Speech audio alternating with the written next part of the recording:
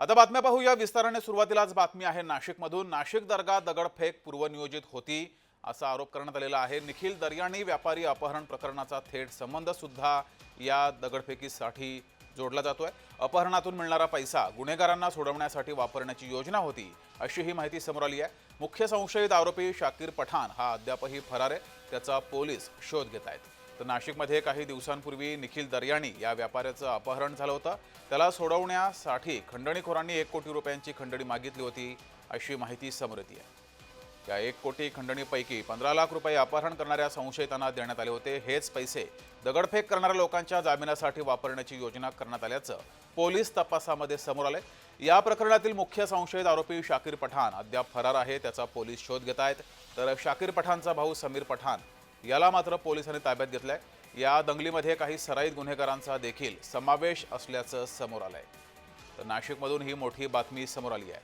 व्यापारी अपहरण प्रकरणाचा थेट संबंध हा दगडफेकीशी जोडला गेलेला आहे। अपहरणातून मिळणारा पैसा हा गुन्हेगारांना सोडवण्यासाठी वापरण्याची योजना होती अशी ही माहिती समोर येते आहे।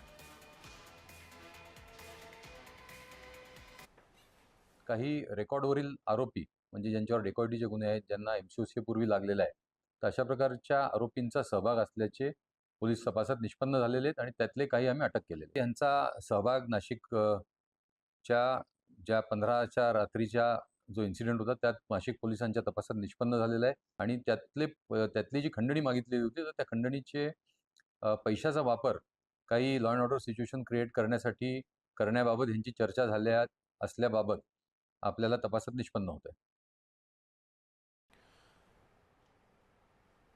अधिक माहिती घेऊया। आपले प्रतिनिधी किरण गोटूर आपल्यासोबत जोडलेले आहेत। किरण, या प्रकरणी आता धक्कादायक खुलासे समोर येऊ लागलेले आहेत।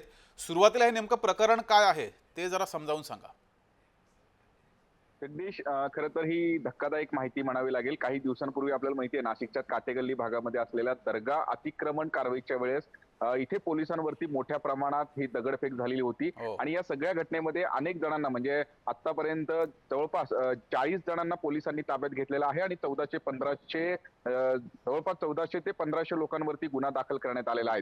आता हे सगळं जे दंगलीचं कट आहे ते पूर्वनियोजित असल्याचं तपासात जे आहे ते माहिती समोर आल्याचं आपल्याला बघायला मिळतंय। कारण म्हणजे काही दिवसांपूर्वी म्हणजे अतिक्रमण कारवाईच्या आधी नाशिकमधील एका व्यापाऱ्याची अपहरण करण्यात आलेली होती आणि त्याच अपहरणमधून जो पैसा मिळणार होता त्याच पैशाचा वापर या दंगलीसाठी केलं जाणार होतं, अशा पद्धतीची माहिती आता तपासात हे समोर मात्र आल्याचं किरण, बघायला आता मिळतंय। आणि पोलिसांचा या तपास सगळ्या कसा सुरू घटनेमध्ये जो आहे? मास्टर पोलीस ऍक्शन मोडवर आलेले आहेत का?